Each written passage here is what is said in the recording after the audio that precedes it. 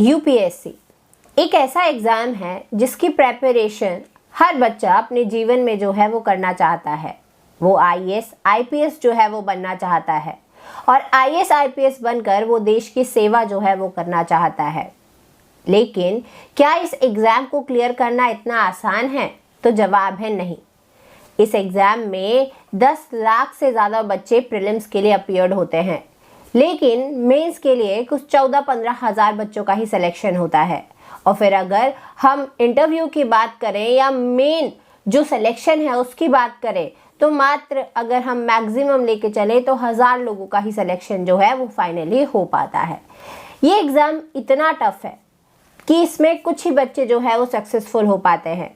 लेकिन उन बच्चों का क्या जो अनसक्सेसफुल हो गए, क्या उनका कोई करियर बचता है? क्योंकि इस एग्ज़ाम की जो प्रेपरेशन है उसको करने में ही 1 से 1.5 साल का समय लगता है और वो भी गारंटी नहीं देता कि आपका सिलेक्शन जो है वो इस एग्ज़ाम में हो जाए। आज हम इसी टॉपिक पर जो है वो चर्चा करने वाले हैं। टॉपिक है कि अगर बच्चे यूपीएससी सीएसई में सक्सेसफुल नहीं हो पाते तो वह कौन कौन से करियर जो है वो चूज़ कर सकते हैं या कौन कौन सी जॉब्स जो है वो कर सकते हैं। तो चलिए शुरू करते हैं। तो जैसा कि मैंने आपको बताया कि यूपीएससी को देश भर के टफेस्ट एग्ज़ाम में जो है वो गिना जाता है और यहाँ पर सिलेक्शन के जो चांसेस हैं वो मात्र 0.1% हैं और अनसक्सेसफुल होने के यहाँ पर जो है वो ज़्यादा चांसेस रहते हैं। तो अब क्या करें स्टूडेंट्स कि भाई इतने साल जो है वो बच्चों ने प्रेपरेशन में लगा दिए, अपना 1.5 साल का समय, 2 साल का समय, कई बच्चे तो 4-4, 5-5 साल जो है वो उस एग्ज़ाम की प्रेपरेशन करते रहते हैं, लेकिन फाइनली उनका सिलेक्शन जो है वो नहीं हो पाता। ऐसे भी कई बच्चे हैं जो कि प्रीलिम्स क्लियर कर लेते हैं और फिर उनको एक मौका फिर वो देना चाहते हैं अपने एग्जामिनेशन को कि भाई नेक्स्ट ईयर जो है वो हमारा एग्जामिनेशन जो है वो क्लियर हो जाएगा, लेकिन ऐसे में ही उनका जो है वो कई साल बर्बाद हो जाते हैं। 25 से 30 साल की उम्र जो है वो उनकी हो जाती है। तो इस टाइम पर वो कौन से करियर ऑप्शन जो है वो चूज़ कर सकते हैं? तो देखिए भाई, अगर हम बात करें तो करियर ऑप्शंस तो काफ़ी है। पहला जो करियर ऑप्शन जो है वो ये है कि जैसे कि फॉर एग्जांपल जब आप यूपीएससी सीएसई की प्रेपरेशन कर रहे हैं तो आप क्या करें, साथ ही साथ में जो सिमिलर एग्जामिनेशन होते हैं, जैसे कि आपका सीएपीएफ का एग्ज़ाम हो गया, असिस्टेंट कमांडेंट का ये एग्ज़ाम होता है ना, सिमिलर पेपर ही आता है और यूपीएससी से जो है वो काफ़ी आसान भी जो है वो इस पेपर को माना जाता है। लेकिन अगर हम बात करें तो इसके लिए आपको फिजिकल की जो है वो तैयारी करनी पड़ेगी।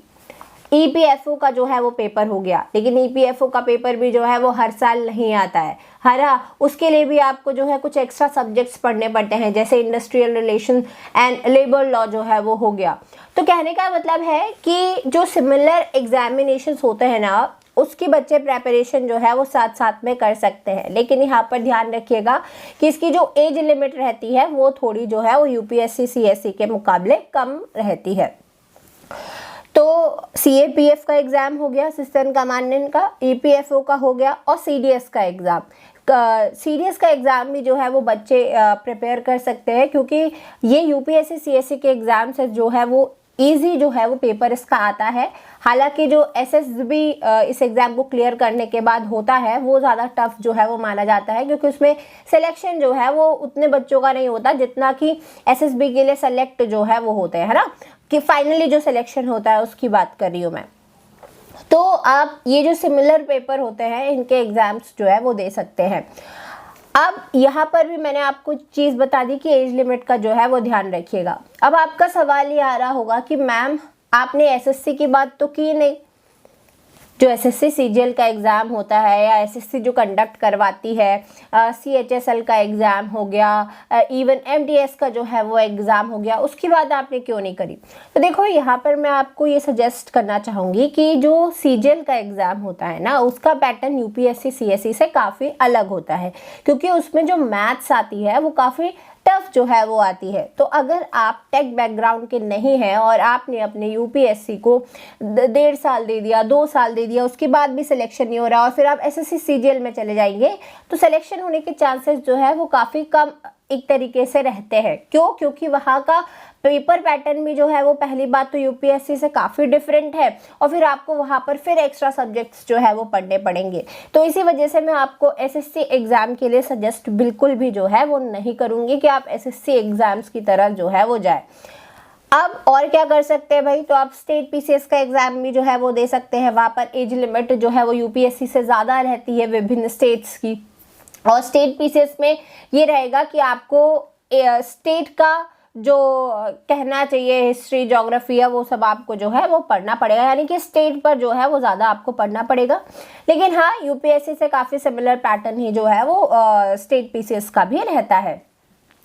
अब एग्जामिनेशन के बारे में तो बता दिया, अब और क्या हम कर सकते हैं, तो भाई और जो है वो आप अपनी स्किल्स के अकॉर्डिंग जॉब्स जो है वो ढूंढ सकते हो। जैसे कि फॉर एग्जांपल अगर आप टेक बैकग्राउंड से हैं तो आप किसी कंपनी को अभी इनिशियल स्टेज पे जो है वो ज्वाइन कर लीजिए। शुरुआत में क्या होगा, आपको सैलरी कम मिलेगी, पर 1 से 2 साल आपका एक्सपीरियंस हो जाता है तो आपको फिर अच्छी सैलरी जो है वो मिलने लगेगी। यहाँ पर मैं एक चीज़ और आपको बोलना चाहती हूँ कि जो एसआई के एग्ज़ाम्स होते हैं, है ना, वो आप लोग देखिए अगर आपको पुलिस में जाने में इंटरेस्ट है तो आप वो एग्ज़ाम ज़रूर देखिएगा, क्योंकि वो जो है काफ़ी इजी एग्ज़ाम जो है वो रहता है। अगर हम कंपेयर करें एसएससी सीजीएल की तुलना में, उसके निकलने के आपके ज़्यादा चांसेस रहेंगे अगर आप यूपीएससी की जो है वो प्रेपरेशन कर रहे हो तो। हालांकि उसके लिए भी आपको जो फिजिकल टेस्ट होता है उसके लिए रेडी होना पड़ेगा।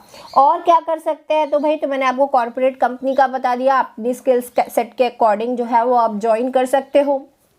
और क्या कर सकते हैं, तो अब चूंकि आप प्रेपरेशन कर चुके हो, 2 साल आपने प्रेपरेशन को दिया, 3 साल दिया, कई बच्चे तो 4-4, 5-5 साल जो है वो इस प्रेपरेशन को दे देते हैं, फिर भी उनका फाइनली सिलेक्शन नहीं होता। लेकिन उनके पास एक चीज़ रहती है, वो रहती है नॉलेज। तो वो उस नॉलेज के दम पर किसी कोचिंग में जो है वो फैकल्टी बन सकते हैं, है ना। आप का जो भी सब्जेक्ट अच्छा है आप उसकी फैकल्टी जो है वो बन सकते हो। और क्या कर सकते हो, तो आप ऑनलाइन, जैसे कि अभी एडटेक जो है वो काफ़ी बूस्ट हुआ है एक तरीके से, बहुत सारी एडटेक कंपनीज जो है वो बन गई हैं, तो आप एडटेक में भी जो है वो अप्लाई कर सकते हो। वहाँ पे सैलरी जो है वो काफ़ी अच्छी मिलती है। बाकी कोचिंग इंस्टीट्यूशंस जो ऑफलाइन है उनमें भी जो है वो आप अप्लाई कर सकते हो। फिर और क्या कर सकते हो भाई, तो एक चीज़ और कि आप अपनी स्किल सेट के अकॉर्डिंग जो है वो कंटेंट क्रिएटर भी बन सकते हो। आपने देखा होगा ऐसे कई आईएएस आईपीएस ऑफिसर्स हैं जो कि क्या कर रहे हैं भाई, अपनी जॉब छोड़कर कंटेंट क्रिएशन में जो है वो आ गए हैं। तो आप कंटेंट क्रिएटर भी जो है वो बन सकते हो। इसमें काफ़ी अच्छा पैसा जो है वो मिलता है अगर आप ग्रो जो है वो हो जाते हो। लेकिन देखिए, यहाँ पर मैं एक चीज़ आपको क्लियर कर देना चाहती हूँ, जितने भी मैं आपको एग्जाम्पल या ऑप्शंस दे रही हूँ ये इतने आसान भी नहीं है जितने ये सुनकर जो है वो लग रहे हैं, क्योंकि मेहनत तो आपको यहाँ पर भी जो है वो करनी पड़ेगी। ऐसा नहीं है कि आपको जो है वो बिना मेहनत के सफलता जो है वो यहाँ पर मिल जाएगी। तो मेहनत तो देखो सीधी बात है आपको करनी ही पड़ेगी। बाकी आपकी अगर स्किल्स अच्छी है तो डेफिनेटली आप यहाँ पर सक्सेसफुल जो है वो हो जाओगे। और लास्ट जो मैं आपको सजेस्ट करती हूँ वो ये है कि आप अपना कोई स्टार्टअप जो है वो खोल सकते हैं अगर आप फाइनेंशियली अच्छे बैकग्राउंड से आते हो। हालांकि इसमें भी ये रहता है कि ज़रूरी नहीं आप फाइनेंशियली अच्छे बैकग्राउंड से आओ तभी आप अपना बिजनेस जो है वो शुरू कर सकते हो। शुरुआत में थोड़ी सी इन्वेस्टमेंट आपको जो है वो करनी पड़ेगी। फिर आप जो है वो अगर आपकी बिजनेस स्किल अच्छी है, आप अच्छे से सामान बेच सकते हो। जैसे आपको अमन गुप्ता की बात याद होगी, वो बोलता था कि भाई MBA मतलब क्या, मुझे माल बेचना आता है ना, माल बेचना आता है। तो सीधी सी बात यह है कि बिज़नेस में सबसे बड़ी चीज़ ये होती है कि ज़रूरी नहीं है आपने MBA किया हो या आपने बड़ी बड़ी डिग्रीज जो है वो लेके रखी हो, फाइनेंशियली बिजनेस बैकग्राउंड से आप जो है वो आते हो, फाइनेंशियली स्ट्रांग बैकग्राउंड से, ऐसा नहीं है।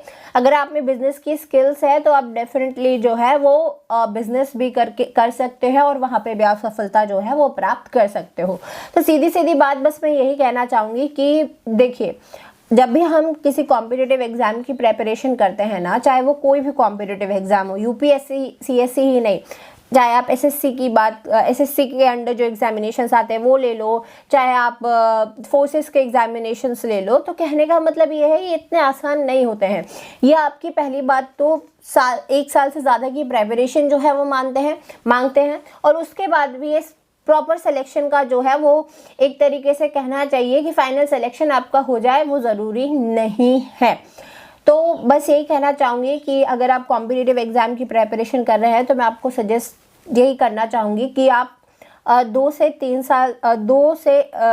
साल मैक्सिमम जो है वो इस एग्ज़ाम, किसी भी एग्ज़ाम की प्रेपरेशन को जो है वो दीजिए, और फिर आप अपना प्लान बी जो है वो रखिए। और अगर आपका सिलेक्शन जो है वो नहीं होता है 3 साल के बाद, तो आप जो है वो कहीं पर जॉब ढूंढ लीजिए, और फिर साथ साथ अगर आप प्रेपरेशन करना चाहते हैं तो करिए। बाकी ये बस मेरा पर्सनल सजेशन था कि प्लान भी जो है वो हमेशा होना चाहिए। और बाकी बस यही कहना चाहूँगी कि देखिए, एक एज लिमिट के बाद जो है मार्केट में जॉब्स भी जो है वो बहुत कम हो जाती है ना। लोग आपका जो प्रीवियस आपने काम किया है उस पर ही आपको जो है वो जज करने लगते हैं कि भैया आपने 4 साल प्रेपरेशन को दे दिया, 5 साल दे दिया, आपका तब भी सिलेक्शन नहीं हुआ, आपके पास कितना पैसा है, उस पर जो है वो जज करने लगते हैं। आपके पास जॉब जो है वो नहीं है, उस पर जो आपको है जज करने लगेंगे। तो बस यही कहना चाह रही हूँ कि भाई एक लिमिट से ज़्यादा जो है वो प्रेपरेशन को टाइम मत दीजिए। और बाकी जो है मार्केट अभी बहुत ख़राब होके रखा हुआ है, जॉब्स जो है वो मिल नहीं रही है, इसलिए सोच समझ के जो है वो अपना एक प्लानिंग के साथ जो है वो प्रेपरेशन करिए, ताकि आपका फाइनल सिलेक्शन जो है वो हो जाए। बाकी यही था वीडियो में। आपको वीडियो अच्छा लगा हो तो ज़रूर कमेंट बॉक्स में बताइएगा, आपकी कोई राय हो तो वो भी आप जो है वो लिख सकते हैं। बाकी आपका कोई सजेशन है कि आप इस फील्ड में जो है वो जा सकते हो, तो वो भी आप कमेंट बॉक्स में मुझे लिख के बता सकते हो, ताकि बाकी और लोग जब कमेंट बॉक्स पढ़ने आए तो वो देखकर उनका फ़ायदा हो सके। तो बस यही था वीडियो में, मिलते हैं नेक्स्ट वीडियो में। Thank you so much.